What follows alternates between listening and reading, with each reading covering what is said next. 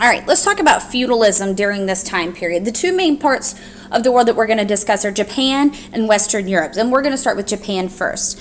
Japan's geography as a group of islands led to the development of very small, isolated, independent communities that were often self-sufficient. They cooperated with each other kind of like a family would. But by the 600s, the Yamato clan had gained religious and cultural influence and wanted to copy China's model of empire building, so they created a strong, stable state.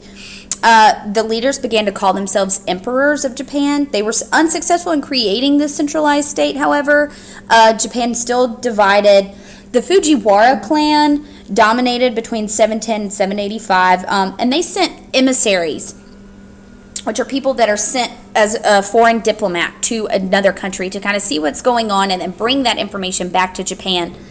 And so Japan ended up modeling their capital, Nara, on Chang'an. They could not, however, successfully introduce a Chinese-style bureaucracy, and a strict hereditary hierarchy developed instead.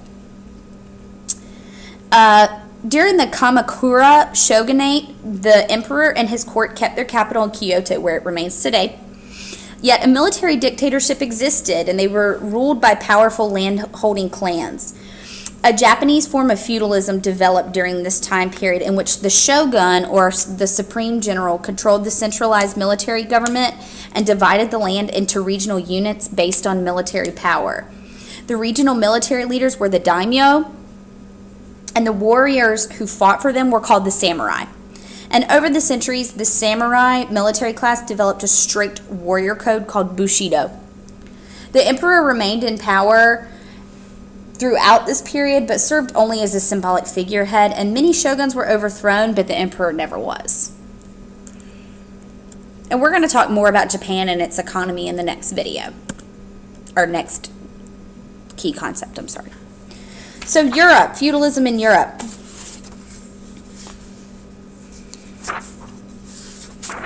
Sorry, let me find my place.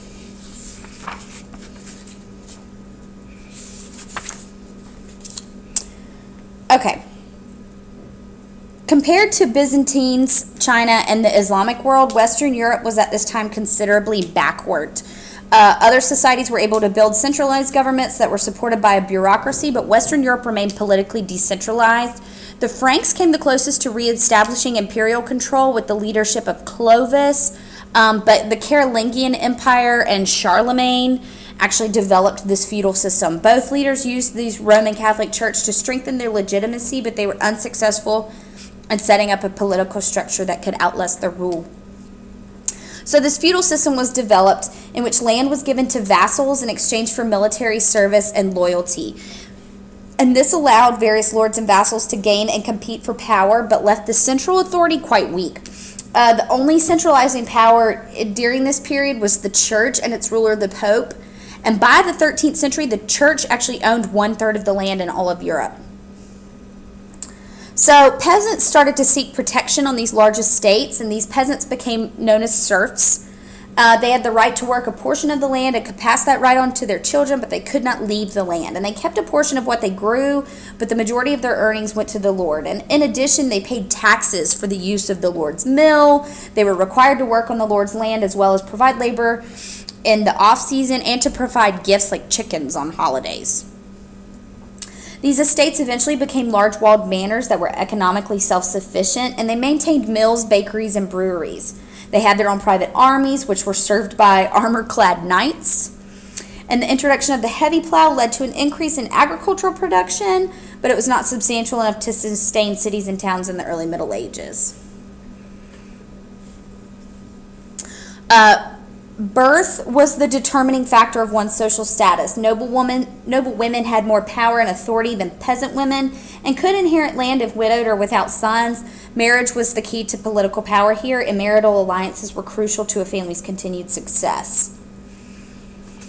Over time, winners in these little tiffs started to emerge. Beginning in the 12th century, a code of conduct called chivalry was developed. It stressed honor, modesty, loyalty, and duty, and as warfare decreased, it incorporated courtly romance and knight participation in tournaments to prove their skills. Chivalry was unlike its Japanese counterpart Bushido. It was never really effective at controlling the military men's behavior. It was more of an ideal than an actual code of conduct. Christianity was the principal source of religious, moral, and cultural authority throughout the period.